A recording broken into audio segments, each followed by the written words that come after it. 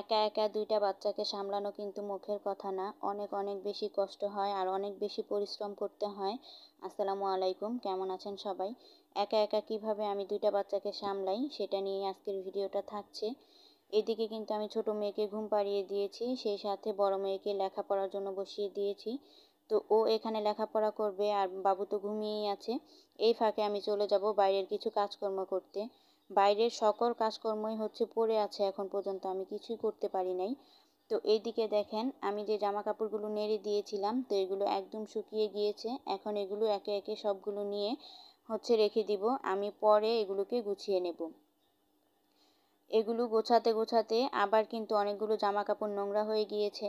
আসলে কি আর করব, ছোট বাচ্চা বাসায় থাকলে যা হয় আর কি, একটা করে শুকিয়ে রাখি আর একটা বেরিয়ে যায়, এরকম একটা অবস্থা। এদিকে দেখেন কতগুলো জামা কাপড় হয়ে গেছে। আর এইদিকে কিন্তু আমি জামা কাপড়গুলো এনে রেখে দিয়েছি, এগুলো আমি পরে ভাঁজ করে নেব।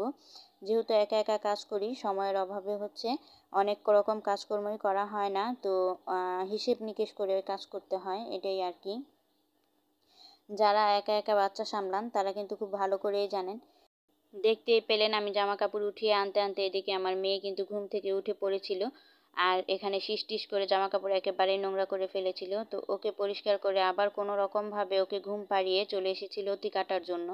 আসলে রান্না বান্না সব কিছুই পড়ে আছে। আমি ভাতটা বসিয়ে দিয়ে আর মাছটা ধুয়ে লবণ হলুদ মাখিয়ে রেখে এখানে লতি কাটার জন্য বসে পড়েছি। এরকমভাবে কাজকর্ম করতে হয়, টুকটাক করি, আবার ওইদিকে বাবু উঠে যায়, বাবুকে নিয়ে কুলে নিতে হয়। এরকম করে চলে যাচ্ছে আমার দিন। তবে খুব একটা খারাপ যাচ্ছে না, অনেক বেশি ভালো যাচ্ছে।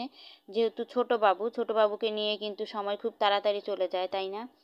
আর এইদিকে কিন্তু আমার ভাতটা বলক চলে এসেছে। এখন আমি হালকা একটু নাড়াচাড়া করে অল্প একটু ফাঁকা করে ঢেকে রেখে দিব। এতে বলকটা এসে আর পড়ে যাবে না, আর খুব ভালো করেও ভাতটা রান্না করা হয়ে যাবে। আর এইদিকে কিন্তু এখন পর্যন্ত আমার লতিগুলো কাটা হয়নি। তো অনেক পরিশ্রম করার পরে লতিগুলো কেটে নিয়েছি, তারপরে এই তো রান্না করার জন্য চলে এসেছি। এখানে আমি কড়াইটা খুব ভালো করে গরম করে নিয়েছিলাম, তারপরে তেল দিয়ে তারপরে তো মাছগুলো দিয়ে দিয়েছিলাম। এরই মাঝে কিন্তু আমার ছোট মেয়েটি আবার উঠে গিয়েছে। সেখানে আমার বড় মেয়েকে দিয়ে বসিয়ে রেখেছিলাম যে তুমি নিয়ে বসে থাকো আর আমি কাজবাজ করি। তো এই তো আমার বড় মেয়ে ছোট মেয়েকে নিয়ে বসে আছে। আর এই দিকে আমি আনাজ তরকারি কেটে নিয়েছিলাম। তো আনাজ তরকারি কেটে নিয়ে অনেকক্ষণ অফ ক্যামেরায় ছিলাম। আসলে বাবু অনেক বেশি বিরক্ত করছিল। আমি অল্প অল্প করে রান্না করছিলাম আর ওইদিকে বাবুকে কুলে নিয়ে বসে থাকতে হচ্ছিল, আবার খাওয়াতে হচ্ছিল। তো এইদিকে আমার তরকারিটা বলক চলে এসেছিল। তারপরে এখানে আমি মাছগুলো দিয়ে দিলাম।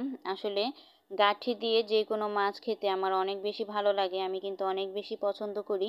জানি না কার কেমন লাগে, তবে আমি অনেক বেশি ভালোবাসি খেতে। আর এদিকে কিন্তু আমার লতিটা প্রায় হয়েই গিয়েছে। এখন গ্যাসটা আমি অফ করে দিব। একটু একটু করে না রান্না বান্না করে আবার বাবুকে নিয়ে ব্যস্ত থাকতে থাকতে এরকম অবস্থা হয়ে গিয়েছে।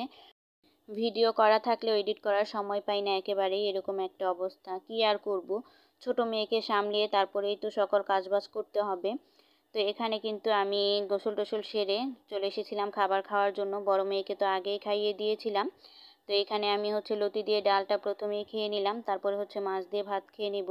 আসলে লতি ডাল আমার ভীষণ পছন্দ আর এত বেশি মজা হয়েছিল যেটা আপনাদেরকে আমি বলে বোঝাতে পারবো না। আজকের ভিডিওটা এখানেই শেষ করে দিচ্ছি। আল্লাহ হাফেজ।